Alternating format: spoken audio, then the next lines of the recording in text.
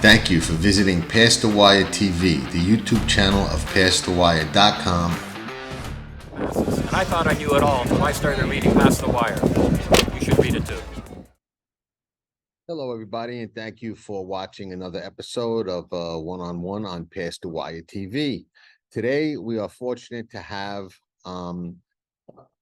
unquestionably one of the most accomplished women in the sport of thoroughbred horse racing, Dora Delgado, who is presently the vice president of the Breeders' Cup and has been instrumental in the development of the Breeders' Cup pretty much since its inception. So we're pleased to have Dora.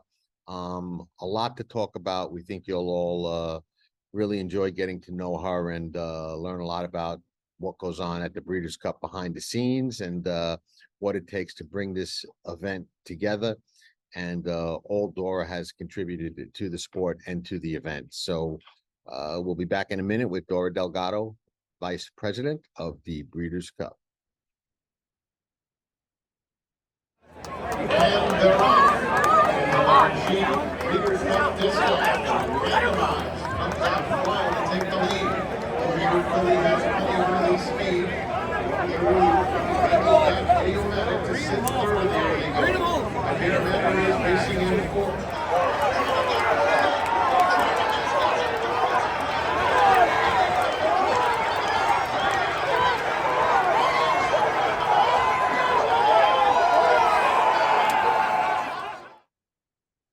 Well, as I said, we are fortunate enough to have Dora Delgado, the vice president of the Breeders' Cup on Past the Wire TV. First and foremost, Dora, thank you so much for your time and for coming on the show. Sure, thanks for having me. I'm looking forward. I gotta say, you've been with the Breeders' Cup just about since inception, correct? Almost absolutely since its inception. Yeah. That's you know, a tremendous statement towards longevity, loyalty, but more important, dedication. I mean, you've been dedicated to the Breeders' Cup, and if I had to say, in my opinion, your biggest accomplishment in the Breeders' Cup, I would say that it's from taking it to what would be the World Series of horse racing, okay, or the Super Bowl of horse racing, and turning it into not just a major horse racing event, but a worldwide major sporting event. Right. Can you talk a little bit about what that road was like and Sure. when you first had that vision and how you were instrumental in making that happen? Absolutely. Well, so when John Gaines had the idea way back in 1982, about this, ending Super Bowl of horse racing, it was one day, 7 races, $10 million. The world had never seen anything like it, so it has, starting with the program, right out of college, allowed me to grow and allowed it to grow with me. It's like we had parallel courses as, I developed as an administrator and an executive. The racing championships, its auxiliary programs, the nominations programs, the racing programs all got to expand and explore. And I think because it was something that had never been done before, we could really think outside the box. That there were no constraints. We could reinvent the wheel and do what we wanted to do, and we weren't stuck in a format. So it was, I think that's probably one of our prouder accomplishments, is that we've not remained a stagnant, one day, this is all we've got to offer, we're going to do it just like every other racing event. We allowed ourselves to think beyond what the norms were. And of course, at that time, there was only, the Arlington Million, I think the DC International, maybe the ARC. There was only just a few, $1 million races that existed. So right off the bat, we had created a whole new animal. And I think that freedom just allowed us to really run with it. And gosh, we're so proud of where it is today. 2 days of championship racing, and the international component was so important to us early on. We knew we had to have that in order to become this world championships. So, I think the ability to recruit internationals and bring them here, because we're a non-invitational. So unless you've won a challenge race, a Breeders' Cup win, and you're in, there's about 80 of those around the world. You're paying your own way in. You've got to pay those entry fees. You've got to pay your travel and all of that. So along the way, we've added a few incentives, like some equine shipping and some benefits to owners and trainers. But honestly, most people, when you choose to run in the Breeders' Cup, you're paying your own entry fees. You're deciding you're going to put your horse up against the best in the world, and that mystique, that prestige of running in a championship racing has really been fostered, I think, over the years. And horses that win our 14 championship races have such a definitive impact on the Eclipse Awards and breeding and sales. I think it's just really, when they say that old axiom, when a rising tide lifts all boats, the Breeders' Cup success lifts the whole industry. I have to agree with you. And I remember when it first came out and they announced it, and I guess nobody really knew what to expect. But going back to that first Breeders' Cup at Hollywood Park, which was an eventful day. I mean, it didn't go uneventful. We had, I believe, a disqualification, had two major inquiries. We had an epic classic where three horses were kind of, bouncing and fighting to the finish line. Did it kind of go off the way that you thought, or I mean, what was your reaction to that? Oh no, this is going to be good. This is going to be bad. I don't think we really had any expectations, but things just kind of kept taking, the wildest turns the whole day, from just, even being at Hollywood Park. Marge Everett was just an amazing, one of a kind woman. And she built this huge pavilion and called it Pavilion of the Stars, and had, John Forsythe and Linda Evans. And I mean, all these 80s, movie stars and TV actors out there. And then, we get there, and we had a format where we had, held all these seats for our owners and had sold them. And then the maitre d's were just throwing out all those tickets and pocketing money and sitting people wherever they wanted. And it was just chaos, So the first one was, very exciting from start to finish, but that it couldn't have been scripted any better. And of course, we had that epic, deal on NBC. I think it was 4.5 hours that first year, to get all those 7 races on. And that was unprecedented live coverage of horse racing, Right. You brought that up, so I'll mention it. And there's not a lot about the Breeders' Cup that disappoints me. I love it, and I look forward to it all year. This year, being a traditionalist, I was disappointed that the Classic was not the last race. And I knew it had something to do, or at least I believe it had something to do with TV, and other commitments and whatever. And I just didn't think it would be a decision that the Breeders' Cup would make. How did you feel about that? Did we put up a fight? What was the behind the scenes to that whole thing? There was a lot of angst. I mean, we had, there was Okay. a lot of meetings internally about, could we do this? Would we be able to pull this off and really not lose viewers, not lose bettors, not have people just tune out after the Classic? It was a big worry. We did have some wagering analysis is done. I think honestly, it came down, that was our NBC window. We knew we needed the Classic on, NBC. It's not it wasn't an option to go USA or, FanDuel for that marquee race. We looked at some of the European models, honestly, a lot of the horse races on ARC and British Champions Day and The first couple of races on the card. Right. So, we took a look at it. We knew it was going to be kind of an experiment, but our alternative was to start at like 9 a.m. Pacific, and so, ups and downs and pros and cons. We decided we'd try it out. We're still waiting for some of the analysis to come in. I think it was just such an unexpected thing that people had, I don't see anybody leaving the racetrack, but I'm not sure they carried forward with the same enthusiasm, as viewers and bettors. So, but I think we're still waiting on those results to come in. Right. I mean, I certainly did, and I was there. I didn't see, from what I could recognize as a fan and student of the game, I didn't see any tail off at all. The enthusiasm was still there, the crowd was still there. And as someone who's been, been betting on the horses my entire life, I would prefer the classic be the anchor. But if it's not, you adjust. It's not going to change the amount that I wager, honestly. It may change my strategy, so to speak. Right. But it's not going to really affect my handle. I'm not going to say, well, I'm going to bet less because the classic is not the last race. Right. So Right. I wouldn't expect it to really have a significant impact in that area. Yeah, I mean, our choices where we could have ended the entire day, or maybe had a couple of undercards, but at 3:45 you're done. And it's not like we haven't done it before in California. We've run the classic at 3:45, but we did just run undercards after. We didn't put championship racing after it. And when we looked at, our sponsor obligations to make sure that our major sponsors got on USA and NBC in the time allotted, it kind of left, a couple of our championship races at the end. We'll see. I mean, we're kind of, in the same position going back to Del Mar in Right. 24.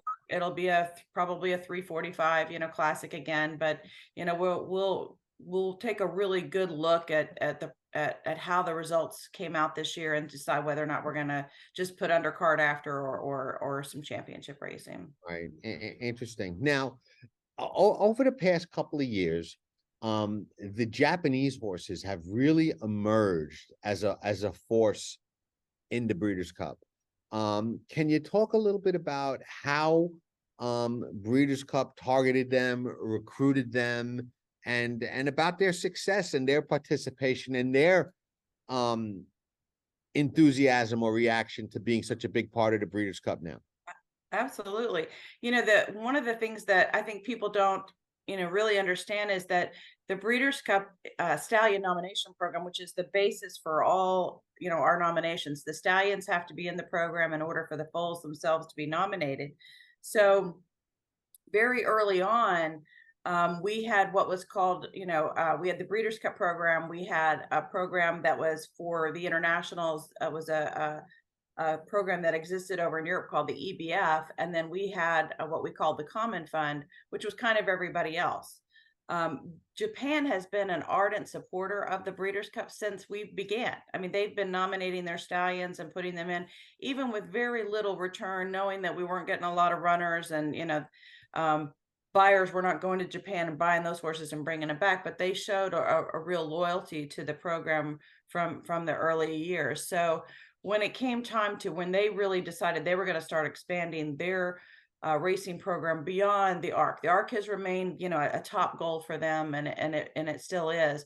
But when they started, looking at Dubai and Saudi and Europe, and then the Breeders' Cup, we knew we wanted to make a concentrated effort to get them here.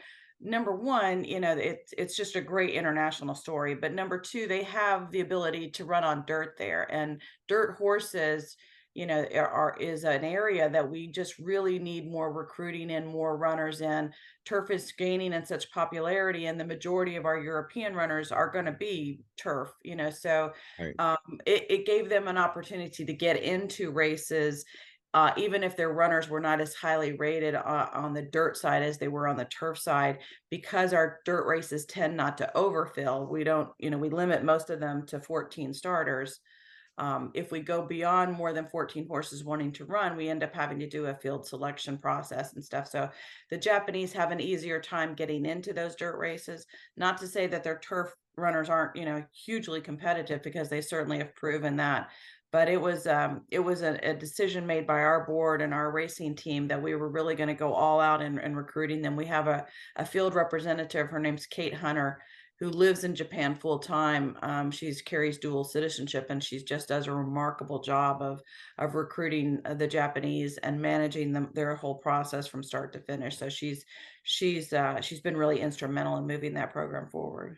Do you think that there's a time in the future, or a time where you may target, or the Breeders' Cup may go after more Australian participation? We don't see a lot of Australian horses come for the Breeders' Cup. It's very difficult because of quarantine restrictions from their country and from ours. They have to do a 2-week quarantine once they get here, which is just at that point you've lost all conditioning. You're no Right. longer going to be able to, compete at that level. It's actually one of the reasons that, we have struggle a little bit with our South American horses, which we are we do get quite a few. We have, I think, 4 or 5 challenge races down in South America. And they do make an attempt to come, but theirs is even more restrictive. So what they end up trying to do is come, a months ahead of time, Right. clear quarantine, and just get into the general horse population, start training back again. So for Australia, it's just really difficult. They could get here, they'd have to come again months in advance, or go to Europe Right. first and then come. And then the quarantine going back is also really, time consuming. Right. So it's not great timing, and there always seem to be at an age disadvantage, and there's just a lot stacked So against them. logistically, just, yeah, right, doesn't work. Yeah. Understood. Uh, let me ask you this, and this might be one of the tougher questions that we cover. There's been a lot of, and I ask you this as one of the leaders in the industry, which you clearly are. There's been a lot of controversial reaction to HISA Mm, from horsemen. yeah. Uh, what's your take on that? Did you expect that kind of controversial reaction from the horsemen? And does Breeders' Cup experience any of that? Because you guys, in my opinion, are and should be the benchmark of what all tracks do.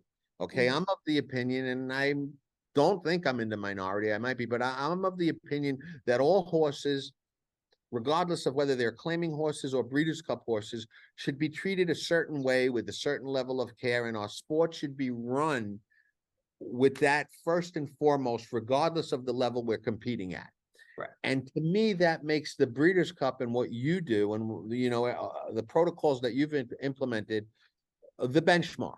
Okay, Right. I remember, during the Kentucky Derby when there was controversy over Forte running, Mike Rapoli publicly made the statement that the Kentucky Horse Racing Commission was the benchmark, or it should be, and I disagreed with that.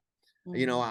I thought, no, the Breeders' Cup and what they do and how they should do it with pre-competition testing, and monitoring and watching all the horses really all year that you guys have on the radar as possible participants. Right. So can you talk a little bit about the reaction to HISA from the horsemen and the reaction that you guys get with some of your protocols that may not be the norm during the course of the year? Right. I think you make a really good point, John, because when Breeders' Cup began our safety and integrity programs, which came out of, quite honestly, some pretty horrific breakdowns in New York in the 90s. That um, when we took a look at the Breeders' Cup format of bringing 150 horses into a racetrack, creating these grade 1 races, and putting the kind of purse money that we were putting, needs more due diligence than somebody looking at that horse the morning of the race, right?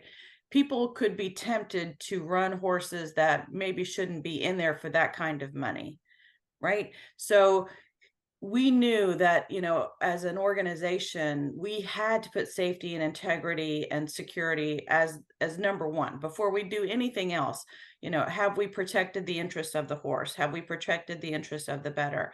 So, having a Breeders' Cup veterinary team that comes on site a week in advance to look at every single horse not only gives the ability for the New York vet who comes out to, say, California, to say, these are my horses. I look at them all the time. That is that way that horse moves. I've examined him. He's sound. They bring that experience all together in one place. So it's not unfamiliar eyes looking at them, but it is a consortium and a collaboration of expert regulatory veterinarians. We get a lot of grief about these vets, and how strict they are and what they do. But their sole responsibility is to make sure that horses that go out on the track on race day are sound to compete. That's it. They're not there to diagnose what might be occurring, what might be happening. They're not there to look at the horse's, history. They're looking at that horse and saying, is he sound to go to the racetrack today, or is he not? It's a thumbs up or thumbs down. So there's not people get really upset. Of course, horsemen feel like they've been,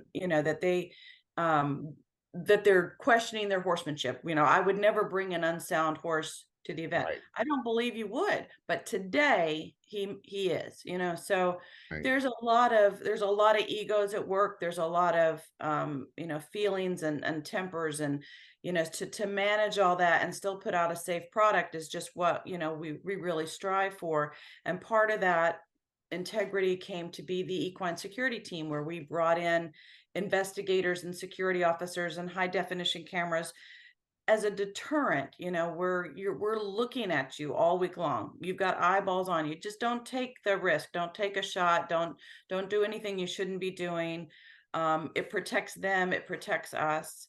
I think we've set the gold standard, as you say, in uniformity and bringing. We were the first organization to ever do out of competition testing. Way back in 2007, we started an out of competition testing program that targeted horses all year long.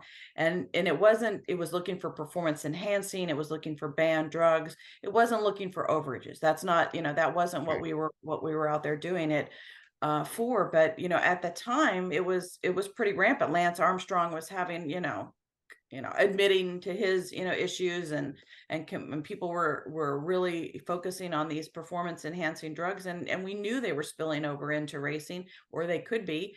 So developing a series of tests for that and making sure that we had these possible starters targeted. One of the things that the testing group did was, they might test a horse this week and then they would come right back and test it again. Like, you're not in the clear, right? There's an intelligence to it. There's a specific protocol. All of these things were instituted, in part because there was, excuse me, no uniformity in racing, right? So the most we could do would say, when you come to Breeders' Cup, there's going to be a uniform set of rules and protocols and standards. So for the Breeders' Cup, who are strong supporters of HISA, we believe in their mission. We believe that, the industry needs uniformity, needs transparency. There's a lot of upset horsemen about the immediate notification of some of these medication violations, but that is what we all asked for, right? We asked for transparency. We asked so that you couldn't be found, have a violation in one state and then go to the next state and race, and those two regulatory bodies never spoke to one another. So that, right. I think there's a lot of growing pains. I think, it's an interesting parallel to me that when we, way back in 2009, 2010, there was this movement to ban Lasix, right? And the Breeders' Cup said, okay, we're going to step right over the line. We'll be the first one to do it. All our 2-year-old races will run Lasix free. Expecting that everybody would get to that point and move forward. And of course, the industry, kind of freaked out and everybody took 2 steps backwards. We got there eventually, but it has not been the, disaster that horsemen were predicting that it would be. Change is hard. Change is difficult.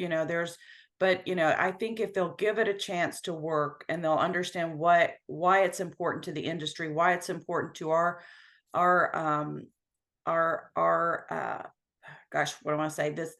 ability to have the public still accept racing, as a viable sport, and not, animal abuse, cruelty, I don't know if, people saw the 60 Minutes episode on horse racing, but there's so much that could have been said about the steps we've taken in recent years that I felt the message wasn't great. I agree. It really kind of did everybody a disservice, but that is exactly why we need HISA, because this kind of information and misinformation that perpetuates out there is not really giving the efforts of the industry and the efforts of people in the industry to really take it to the next level and say, we're going to root out the rot in us, right? We're not going to tolerate it. We know it's not widespread. We know overages are not what we're after here. What we're after is the rot that was Service and Navarro and people, that they surrounded themselves with. That can't be allowed to continue. And if there are racing holdouts and regulatory bodies that won't take those steps to do it, then we absolutely have to have federal oversight. Yeah, I get it, and HISA has certainly had some growing pains. We've all watched that, but I tend to agree with you that the heart is in the right place. And as far as regulating the industry amongst ourselves, we failed. We had a long time to do that. We are making progress. I think California was a good example when they had their rash of breakdowns not too long ago. They implemented a whole new series of protocols, and it seemed to make a difference. It really did, and that showed that you can make a difference. One thing that you said that I think we can highlight a little bit, because I think a lot of people and horsemen have a misunderstanding about this. And I heard a lot of this talk when I was, on the backside in the mornings and talking to different trainers that I've known for years. You mentioned that trainers, regular vets and vets from their home states can communicate to the Breeders' Cup vets, hey, this is how this horse moves. He's sound, he's okay. And they will listen to that. Because I've had a lot of trainers tell me, oh, they don't like the way my horse moves, and they don't understand that this is just how he goes, and this is how he walks, and he's fine, and he won 2 grade 1s walking that way, and they don't know what they're looking at because they just looked at him now. And you mentioned that those vets that treat this are able to communicate that to the vets, and they take that into consideration. And I think that's an important thing to highlight. So can so that communication is there, correct? It is. It's definitely something that we're improving on. This year was the first year we did a pre-screening of potential runners, and that just meant more proactive approach on our part by saying we have you on a possible starter list as a horse that's thinking about running with us.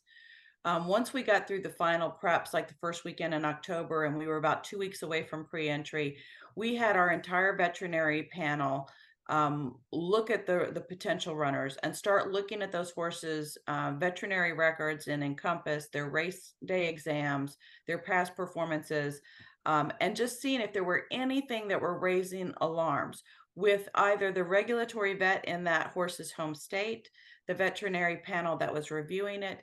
And one of the things that we were really trying to get across to trainers were, we think, there could be a potential issue here. We'd like you to get some advanced diagnostics just to clear it up, for your peace of mind, for our peace of mind, before you get on a plane and cost your owner, thousands of dollars to fly to the event. Do some pre-screening of your own, do some imaging and diagnostics to say, is there something here? There's not, great. We're all good. We'll be on the plane out. But there's so much available to owners and trainers now to get that done if you have any question. And I think there's a stigma attached to, oh, I'm going to send my horse for a PET scan. I mean, why not? I mean, why roll the dice? If you think there's something that could be a concern, take a look at it. That's really what we were trying to get across in our pre-screening of potential runners.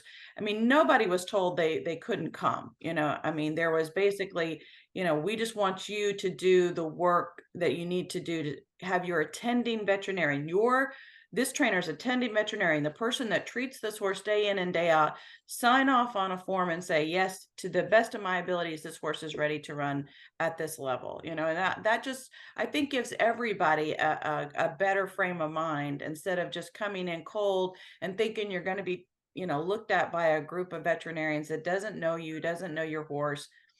But again, their role is to protect the Breeders' Cup. Their role is to protect the horse. Their role is to say, today, this horse is a little lame. Today, this horse looks off. If it happens on Monday, then great. You've got 3 or 4 days. We can keep taking a look at it and make sure it's not getting worse and potentially gets better.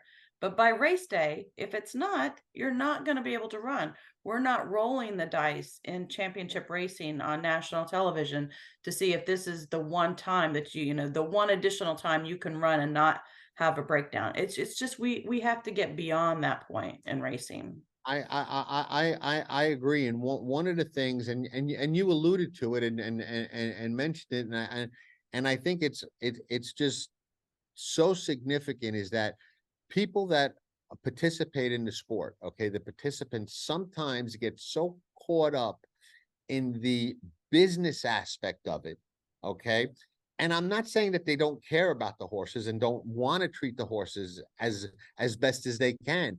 But when you're involved in a game that involves the kind of money and the kind of investment that a lot of the participants make, it's hard not to get caught up on the business side and say, well, I don't want to have people to know that I had to send my horse for a PET scan, and I don't want this public, and I don't, and it reminds me of the time back when Conquistador Cielo won.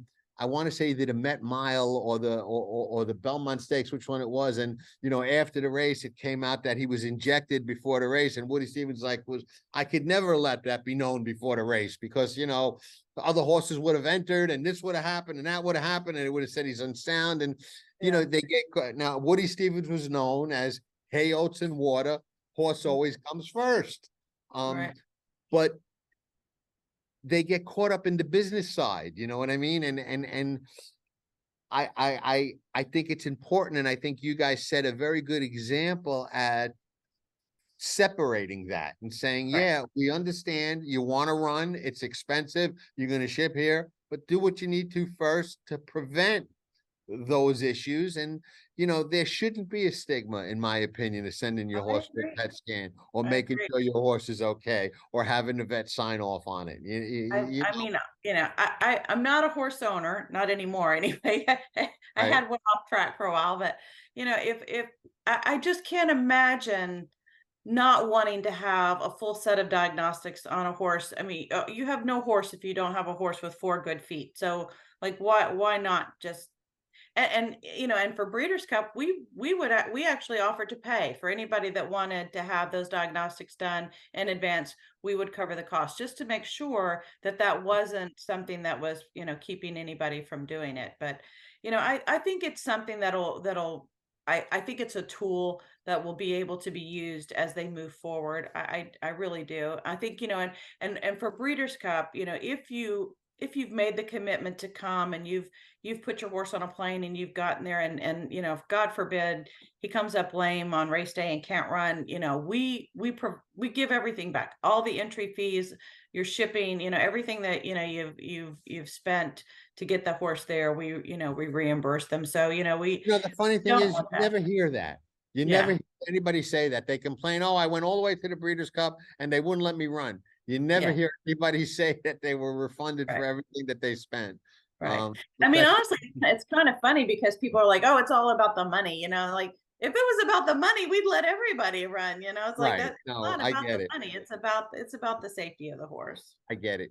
Now, what are your thoughts? I mean, you mentioned that Breeders' Cup fully supports HISA, which I would expect.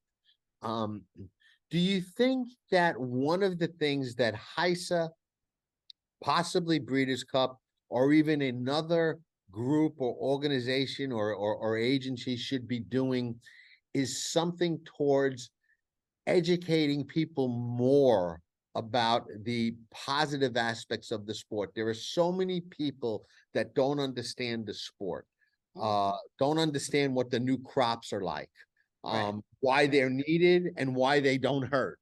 Yeah. And and if you show one to somebody, and I have one, I actually got one, and I'm like, look, it's not what you think. It's not.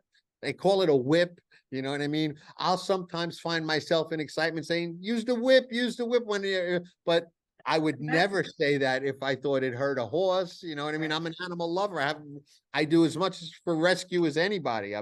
But people don't understand. And I think for to a large degree, we fail as an industry to educate people that, hey, it's not exactly what you think or is exactly what the perception is. And we have nobody really out there educating people in a positive way about the good side of the sport and the steps we're making. So what are your thoughts on that? And is that something that we should be, as an industry, focused more on? I think it's a question that has been raised recently. I know HISA is addressing it with some proactive messaging. There's been also some talk of a national marketing arm, but to be perfectly honest, that really probably comes under the National Thoroughbred Racing Association, the NTRA.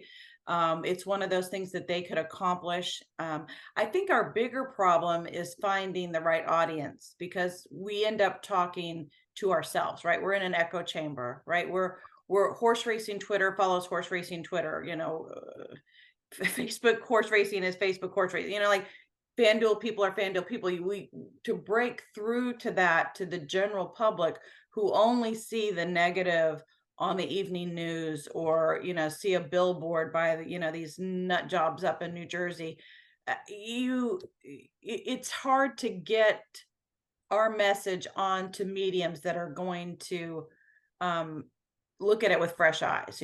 We end up, I think, just really the only people that ever see our good news messaging is ourselves, and I don't think we need any more convincing. It's how do we get on those national platforms? You would need an ad during the Super Bowl. You would need an ad during the World Series. You would have to be on the Today Show, which did a great story on Cody Dorman and Cody's wish, and it was just very moving and heartfelt.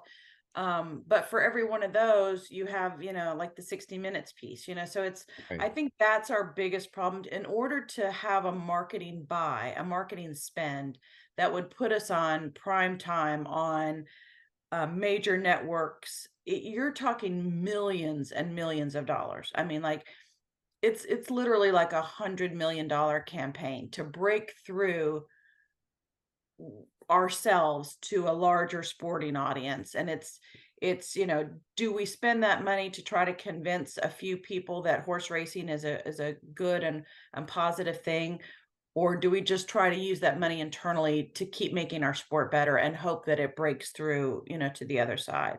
It's a conundrum, and it's something I think It really everybody is, at the yeah. top is working on.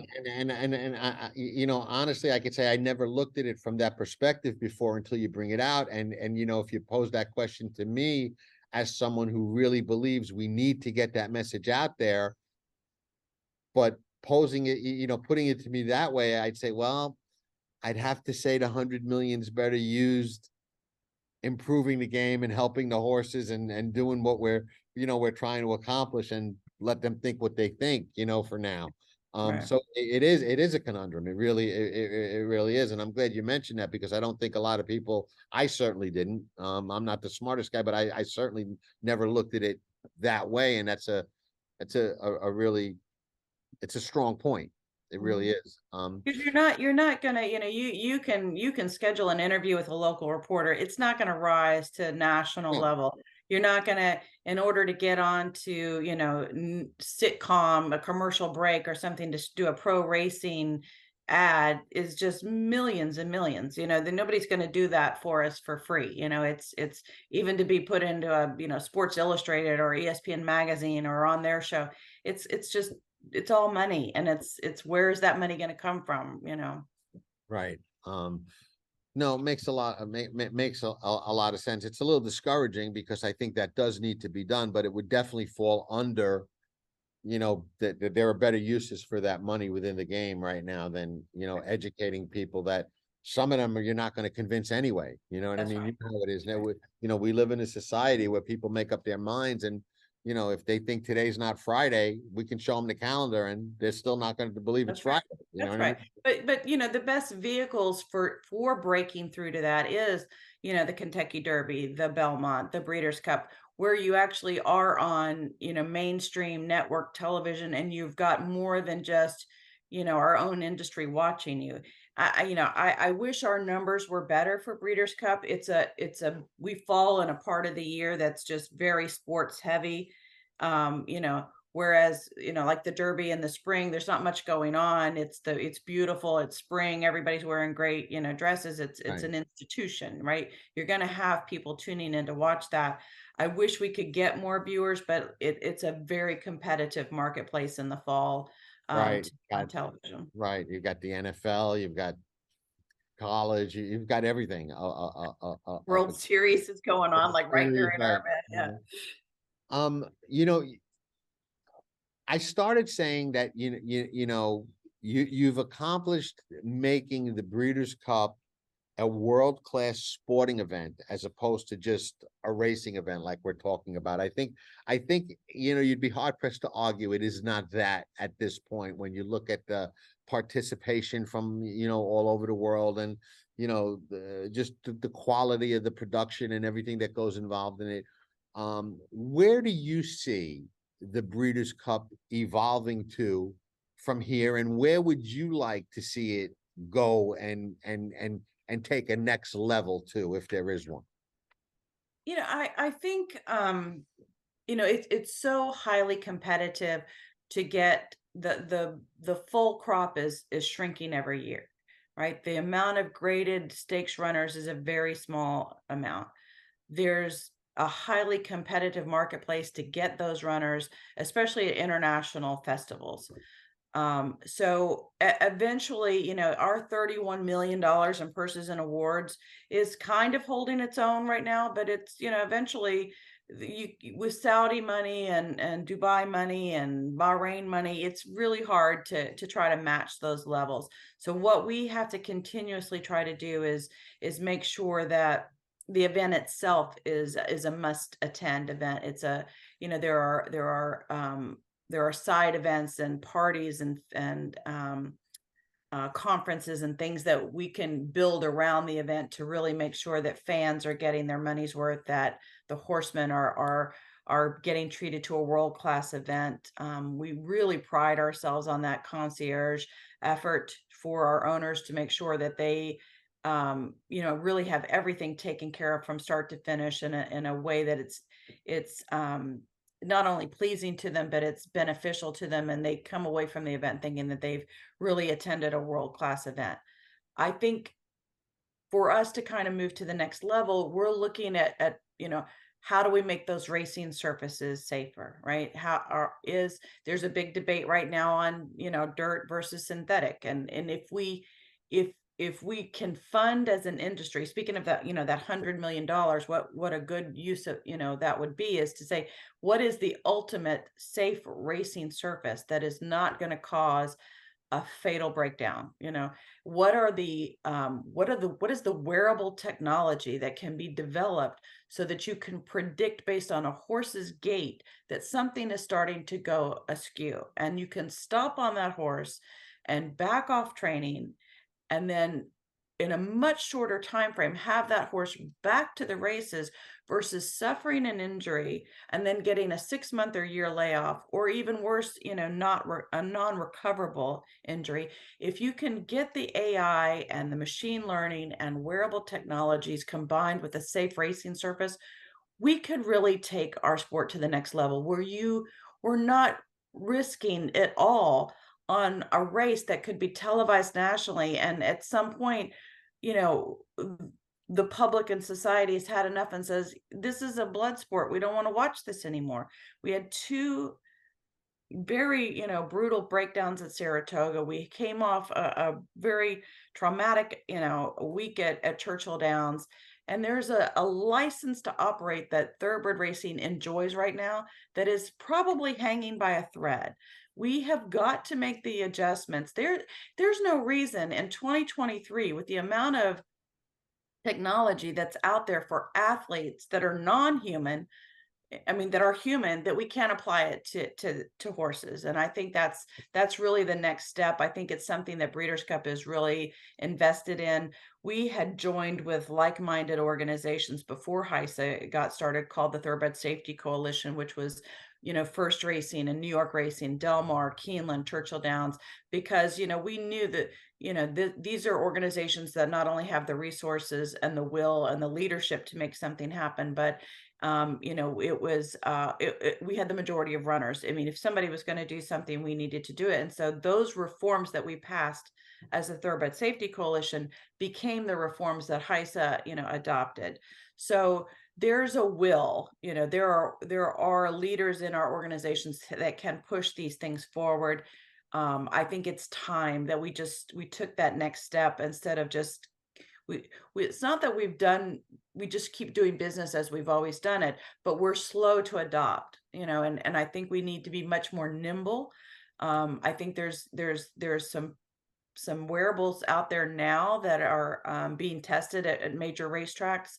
I know First is working on developing some of their own. I think we're at the brink of really moving into a database. HISA is exploring now with some data companies that will start to correlate all of the data regarding racetracks and weather and surfaces and horse physiology and breeding, and try to find some algorithms that look for commonalities in breakdowns so that we can identify them before they happen. I think these are all really exciting avenues that are coming up really soon. And I'm glad you brought it up because you mentioned the horse racing Twitter and horse racing Facebook, and so much of that kind of stuff that you're talking about is not really openly communicated to a lot of those people, and they think that there's nothing going on, and they think that the people in charge are just not working to make and implement those kind of changes. So it's refreshing to hear, and I hope people get that out of this, that there are executives like yourself in the industry that are aware of things that need to change and have to be done, and are working and are pushing towards doing that, because that in my opinion is the only hope for the future of the sport. And in my opinion, I'd like to see it return to the #1 spectator sport in the country, which it was as recent as the 80s, which seems like a lifetime ago, but really isn't all Right. that long ago. You're 100% right. I mean, if we can get our sport to the point where people are not afraid to watch it and and embrace it along with other mainstream sports, there's no reason we couldn't achieve that same kind of popularity again, with sports betting now being just available on your phone. I mean, horse racing is just a natural fit for that, and all that people really want to know is that we care about our horses. And I think to a person in this industry, if you ask anybody, they'll show you how much they demonstrate the love and care they have for these animals. So it is a mistake to think that leadership at the top levels and racing are not concerned with this and are not thinking about it and aren't talking about it. You're right that we don't do a really great job of spreading it out there, but I think it's mostly because it's not there yet, and until it's there, and until you can say, look, we've done all the due diligence behind the scenes and now we're ready to launch, there's a feeling of, well, they're not doing it fast enough, or they're, so I think we probably could do a better job of saying we're not sitting over here on our thumbs. We've actually got some stuff in the works, and we're working very diligently towards a better future for horse racing. One of the things I think that Breeders' Cup does very well, and you didn't mention, and I don't think it gets mentioned enough, because people in this industry tend to complain a lot, and one of the things I always say is that the two people that are putting money into the game are the owners and the bettors. Everybody else is taking money out of the game. So the owners and the bettors have to have some type of representation or somebody looking out for them. And as an owner, which I was for a while, and a bettor, I can say that at times you feel like that's not the case. And I would say, as a bettor, strictly from a betting perspective, the Breeders' Cup does provide, in my opinion, a phenomenal betting experience. There's wages for every type of player.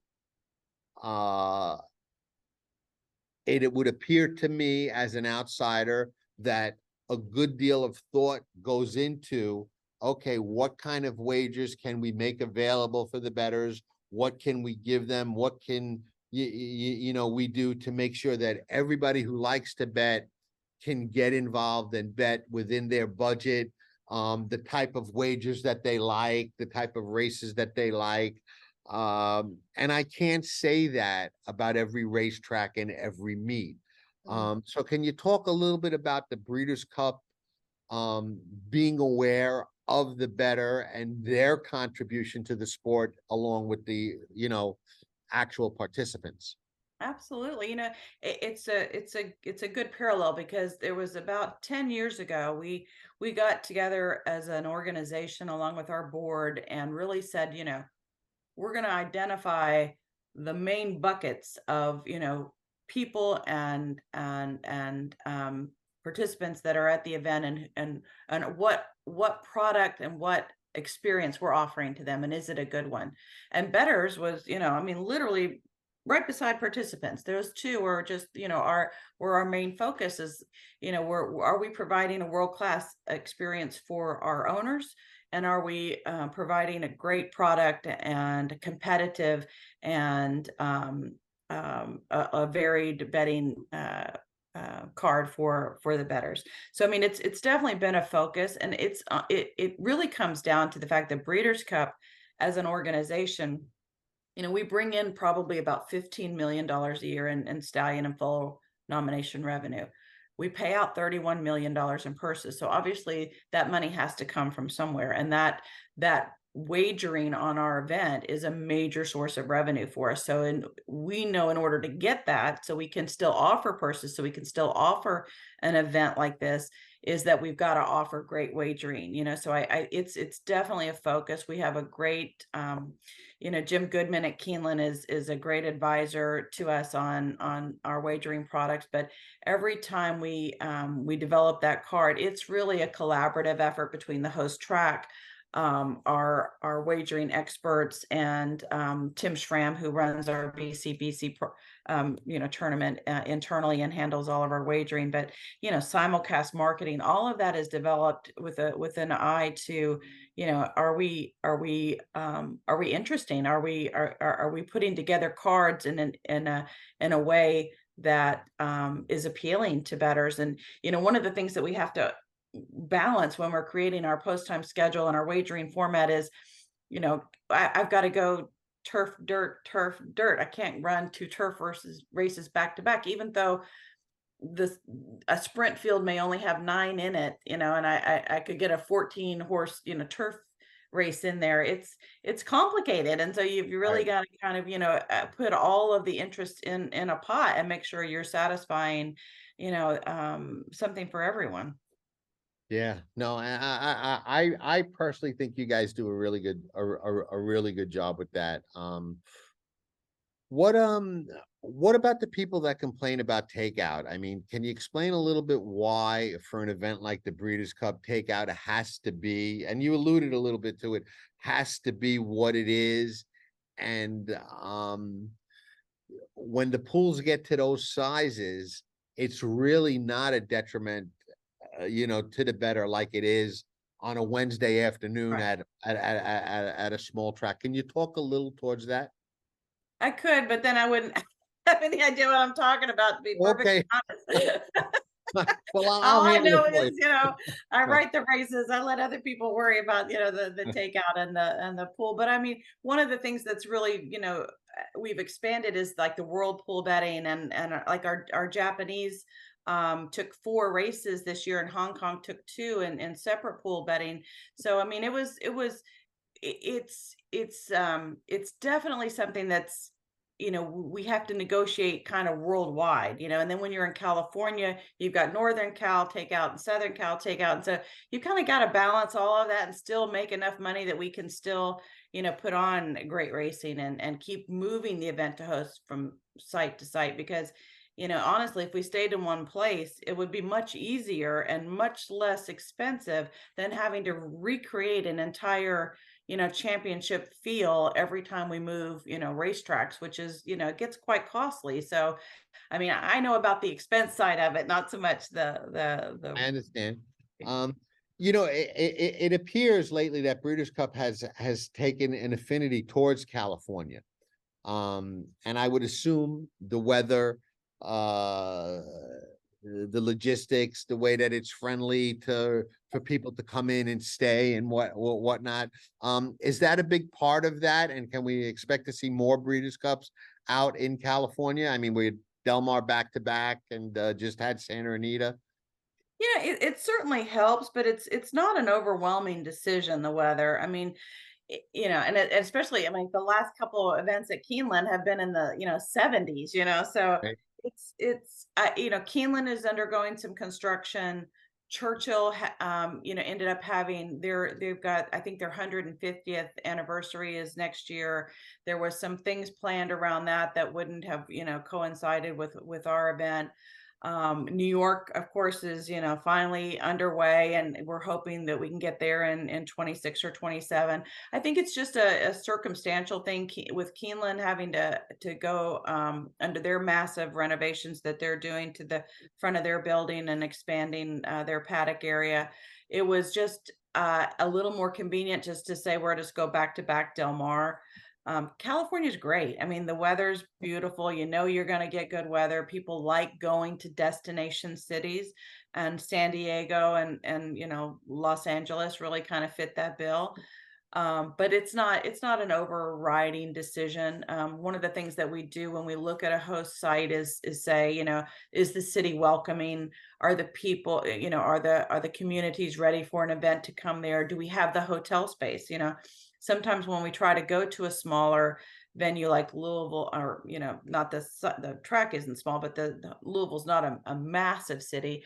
Right. If there's another event at the same time, those hotel rooms are gone that we need to host our own event. We come in and book nearly, it's like 1,000 rooms between media, owners, trainers, participants, things like that. So it's a consideration, and all of those things have to be put together.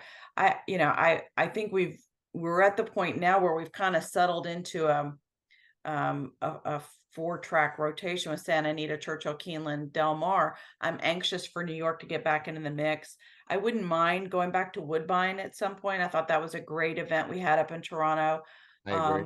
With a synthetic track, that just adds another layer of, do we want to do that or not? Poor Monmouth, when they had it, just absolutely had Oh, a they got rained out. Yeah. Right. complete, washout. Lone Star was a lot of fun. Dallas was a great destination city. The venue itself was just too small, to do the event justice as it's grown to the size it is now. So we're just a Glad you little. mentioned that because I gotta say, living in Florida, used to be at Gulfstream somewhat regular, and I think I went to every one that was at Gulfstream since inception. And now I go to Gulfstream, I'm like, why did you rebuild this place so small? You know what I Yeah, mean? yeah. It just makes no sense. I don't know what that decision was, but they kind of knocked themselves out of, It the really Breeders' Cup, did. and it's a perfect destination. I mean, it really is. I I mean, mean, Florida always got and to worry about rain, but other than that, yeah, it's a we perfect had a few hurricanes there. We had a couple of hurricanes. destination. I mean, the thing with the Gulfstream is that it is completely untenable the way it is. The paddock's too small.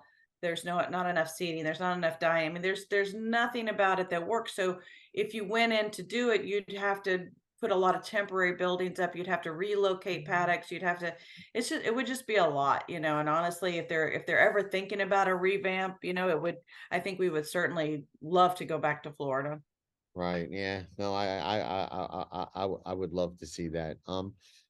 Dora, you're one of the most accomplished, women in the sport, really. You've done so much. Anything that is kind of on your bucket list, not for yourself, but for yourself, but for the sport, anything you'd like to accomplish that you haven't accomplished yet? And again, you've accomplished so much, and I don't think people realize how much you are responsible for in the Breeders' Cup, on the veterinary side, on the security side, on the recruitment side. I mean, you oversee so much. Yeah. I don't know how you do it, but is there anything on your bucket list that like, you know, if there's one more thing I get done for the Breeders' Cup, this would be it? That's a good question. I mean, I will say this, and the proliferation recently of, women's conferences and women's summits and some proactive action about bringing women into the industry is something that I'm really passionate about. When I started in this business, I had a great mentor. Pam Blatzmurf was the head of racing at Breeders' Cup when I started back in '82, and I learned a lot, so much from this wonderful lady. But, that was a rarity. I mean, a woman racing secretary was basically unheard of. Right. And, and I would like to see more women acknowledged. I say this kind of in jest, but kind of not. There is behind every successful man, there's a great woman, because the woman's doing all the work. And and there's a problem with promoting women, I think, in this industry because they do the good work, right? And they're in there and they're, well, if I promote her, then who's going to do her job that she's doing so well? So I think Right. a pathway for women coming into the industry, being promoted to the highest echelons, I think is definitely where we need to be. And honestly, this past couple of years, I mean, you've got Lisa Lazarus heading, HISA. You have Shannon Arvin heading Keeneland. You've got me at the Breeders' Cup. You've got, Dion Benson and Belinda Stronach heading up first. I mean, you've got Jamie Eads heading up the Kentucky Horse Racing Commission. You've got women that have ascended to the levels where they need to be. And I think it's so encouraging. But what we have to make sure of is that there's a path beneath us. There's a pipeline of bringing people into this industry and keeping them, because I think our bigger problem is we attract talent. Every girl loves horses. Every girl wants to be in the horse business. Are there doors open? Are there avenues that they can reach their full potential? And so I'd like to see more mentorships. I'd like to see more scholarships. I'd like to, honestly, and another problem we really have in this industry is attracting veterinarians to the racetrack. It's a real problem, that regulatory boards and commissions have a real shortage, and they're overworked and they're stressed, and we've got to figure out a way to get more into that pipeline as well. Maybe it's organizations like Breeders' Cup and racetracks paying for their schooling, if they commit 5 years or such to that track, to pay back those loans. I think we've got to we're in danger right now, I think, of we're not attracting and keeping top talent, and we're not encouraging breeders and horsemen to stay in the business. And with a shrinking foal crop, with a shrinking stallion base, with a shrinking and an aging population of horsemen, there are some things we need to really reverse if we're going to be a viable sport. Yeah, recruitment is paramount. I can tell you this, so the veterinary situation is not limited to the Breeders' Cup. There's a shortage of veterinarians across the country, even off the racetrack. And it's becoming a big problem in that industry. Yeah. It's just not enough vets out there, and there's a number of reasons why. Yeah. A lot of serious talk, a lot of interesting stuff, couple of fun questions, and we'll wrap it up because I don't want to take too much of your time. I appreciate your time, but what's your favorite Breeders' Cup memory on a personal level, and why? That's really, gosh, that's a good one. I mean, my go-to has always really been, Zenyatta. Not her distaff win and her classic win in California, but when she came back at Churchill to defend her title, and when she came into the into the paddock, and the flash bulbs were like going off, like it was like a celebrity, a rock star had just walked, into the paddock. She came, with that long striding, dancing move she did all the way in, and I the remember. crowd just roared. I mean, I've never seen anything like it. It was like a a rock star had arrived. And it has been my one and only time where I've had to shut down the paddock completely and said, not another person can come in. I mean, I don't care if you have the right credentials. It was just jam packed, and the commotion was just insane that day. And and that to me is just such a striking, the popularity of this horse, the popularity of the girls taking on the boys, and the people in Louisville who have witnessed some great racing, at Derby and at Breeders' Cup, just really embracing the moment. She came up short, on the racetrack, but that moment to me was just so epic, I think. And the second one, was I think our New York event after 9/11. There was a lot of conversation about, are we going to, we're going to cancel. Like, New York is in shambles right now. They're traumatized. The nation's traumatized. That was in September. We're scheduled to go there at the end of October. Can this even happen? And New York, the city of New York, the mayor, the governor of the state, and everybody at NYRA was like, no, you have to come. You have to show the world that New York is still open for business, that you didn't crush us, you didn't crush our spirit.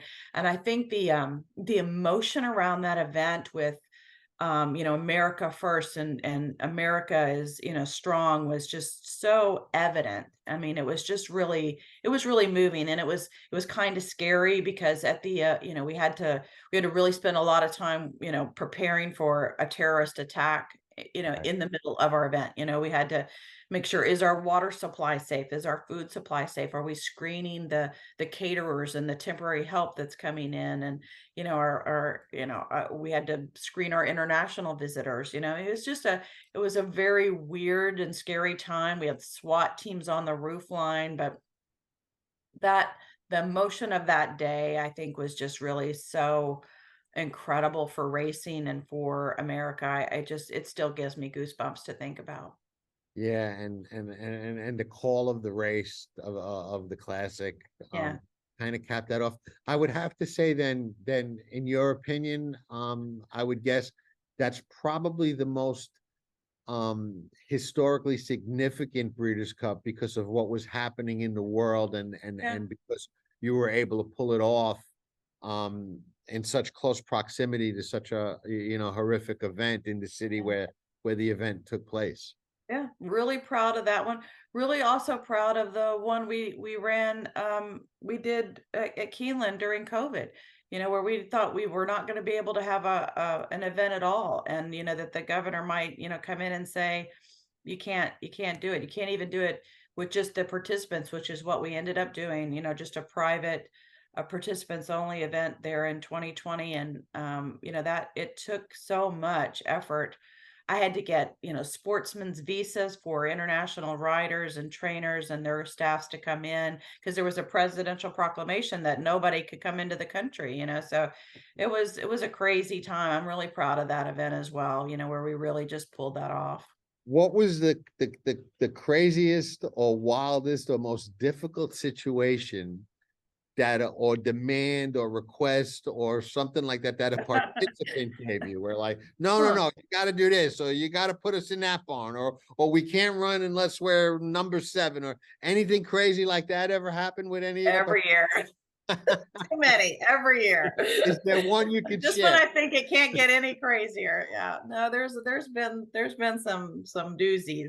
I mean, I will say, I mentioned Lone Star before, but our when we ran at Lone Star, we had lots of parties and things, that were all Western themed, and Right. our internationals just, I mean, were over the moon. We had a concert at Billy Bob's with Willie Nelson, Uh-huh. and they were riding the mechanical bull. They went into Fort Worth and bought, giant belt buckles and, cowboy hats. And I think that one, in particular, really kind of stood out just for the sheer joy that they had of being cowboys. That whole week was just epic.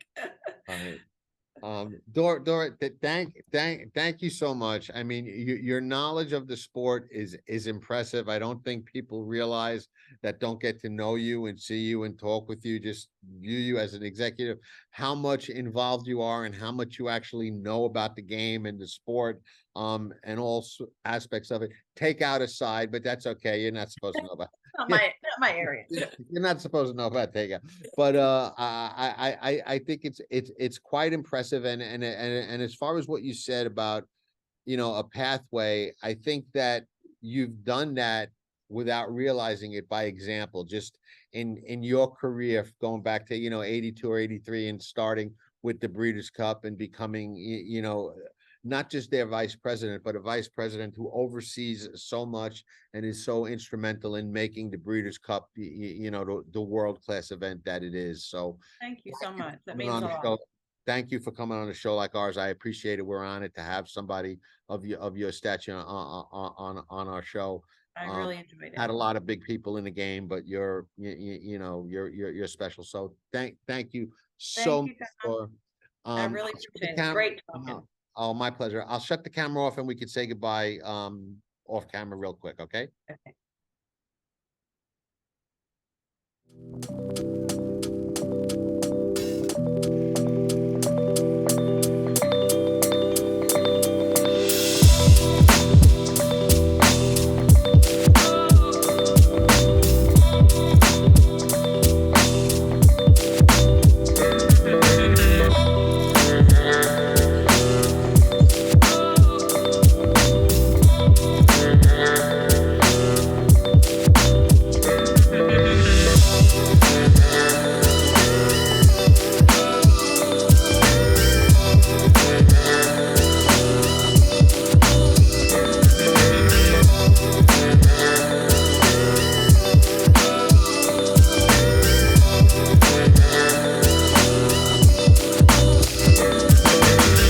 This would not be the Breeders' Cup if Game of Silks was not in the house. They are in the house big time, and they're going to have horses on the racetrack as well. So, Game of Silks, say hello.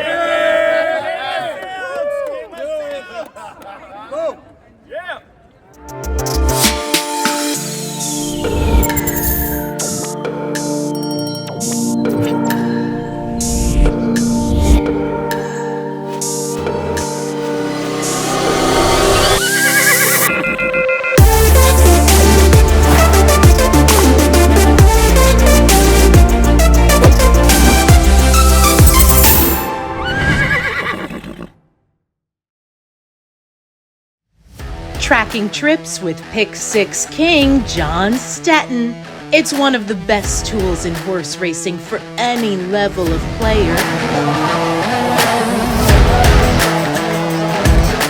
It's your second set of eyes, spotting troubled trips, betting angles, track trends, horses to watch and favorites to fade, 10 figs, ticket structure, and more. At Tracking Trips, you're a friend with benefits. Not a member? You must hate winning money. Join Tracking Trips now. Visit pastthewire.com and we'll see you in the winner's circle. Remember, nobody does it better.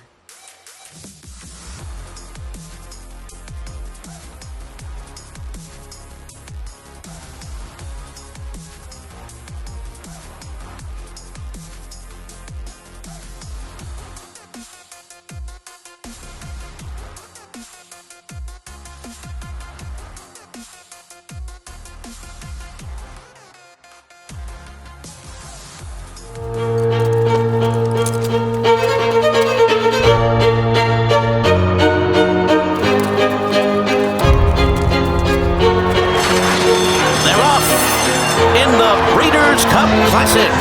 Vino Rosso has taken the lead, and it's a vintage performance by Vino Rosso. White Barrio, interesting as all as anybody in the race. Third time Rick Dutrow, first time in the Met Mile that he run this horse. Had a horrible trip, still runs, a 0.5 negative number. Comes back. Those of you that watch the show know I loved him into Whitney. I think he was 10-1, a ridiculous Christmas gift of a price. The top of the stretch into Whitney, and White Apario is the leader narrowly over Giant Game. We think that he should improve off of his last race. And, you know, if he gets a clean trip, we're expecting him to run big. Look at White Apario and a Rad Ortiz Jr. in a runaway. White Apario wins by almost 6 And with the short field, you know, Mark and Rick talked and we decided, hey, let's take a shot here. We thought he would run well, but we didn't know he was going to run that well, John. Runs a 6 negative, by far faster than anybody in the race. He run a race. I'm not going to compare it to the Flightline Pacific Classic, which was just off the charts, but he ran by far the best race of any horse this year to date that has run, by far. So I'm a big believer in when they run that kind of big race off the top, you got to give them some time off, freshen them up, let them recover from the number, which when Rick and I discussed it, we thought it was best to send them out here middle of September and prepare them over here over the track surface at Santa Anita. It can be a little difficult. So he's going to have 5 or 6 breezes over this surface. He's settled in really nice. Rick Dutrow packed his suitcase, head out west, got to Santa Anita early with this horse. Didn't even consider a prep off the Whitney. He was the one that kind of set the tone this year for coming in fresh. A lot of people kind of followed his lead because the Whitney was before any of those other races. After the Whitney, he said, I'm going right to the Classic. Packed up his game, head out west, and he's been there since with White Apario. We'll probably have to use him a little more earlier than we want to get in a tactical position behind the speed, and we'd like to be in the first horse and the second flight of horses, stalking those horses to be able to get first run at the quarter pole.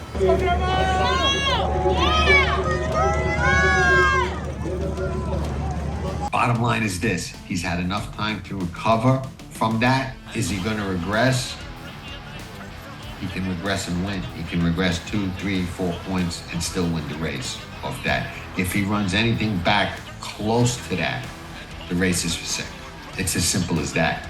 But it is White Apario and a Rad Ortiz, and they have won the Breeders' Cup Classic. I think people deserve a second chance in life, right? And I don't think anyone in the industry questions Rick as a horseman at all. I mean, you know, I've talked to a few people and they've all said he's probably one of the better horsemen that they know. So we definitely made the right decision, you know, and we're excited for Rick to be back, you know, in the Classic and have an opportunity. It's exciting. You know, Rick's only been back a few months. I don't know if, you know, 3 months ago he expected to have this kind of horse this fast, but, you know, he's game for anything. He's definitely somebody that, you know, doesn't turn down too much, especially when it comes to being around a nice horse. So, you know, we're very fortunate that we've been able to, you know, be around him this long, and, you know, that we've been able to keep him going in the right direction. And, you know, hopefully after this, you know, we get to prepare for, you know, the next big one.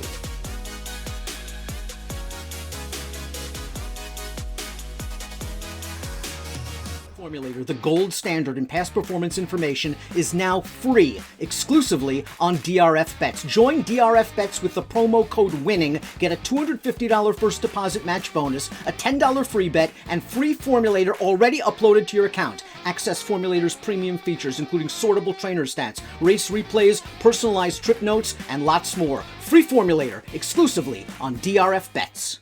Dream to have some racehorses, and 2002 we talked to each other and said, let's start this up. Let's get something going on. Spice Perfection wins the Great One La Brea. Memory bank for Mike Stidham and those who dare to dream. Star of Kodiak and Mitchell Burrow, 23-1 to win it. No better thrills. I mean, you're so pumped up, and your adrenaline and your heart's pounding. We feel a responsibility and a joy of helping people that normally could not get involved with horses into this game. people have become friends by joining and going to the races and winning, and people since 2002 that you just have met. It's the greatest thrill of their life other than having their kids born. And we kind of feel the same way. Quick Tempo takes out the Sugar Bowl Stakes. Because we just love winning and love competing and take it serious. People just thank us for that. It's like I never would have gotten involved, never would have been able to experience that, and just the thrills, and it's really cool to get that kind of feedback. Cheeto DiPaggio here, Mob King. Anytime I'm wanting to know any information about the sport of kings, horse racing, I look to my man Jonathan Stetton, PassTheWire.com. And if you're looking to bet, like I always am, no better source than Jonathan. They don't call him the Pick Six King for nothing. So why don't you do what I do with anything that pertains to horse racing? PassTheWire.com. Tell him Cheeto DiPaggio sent you.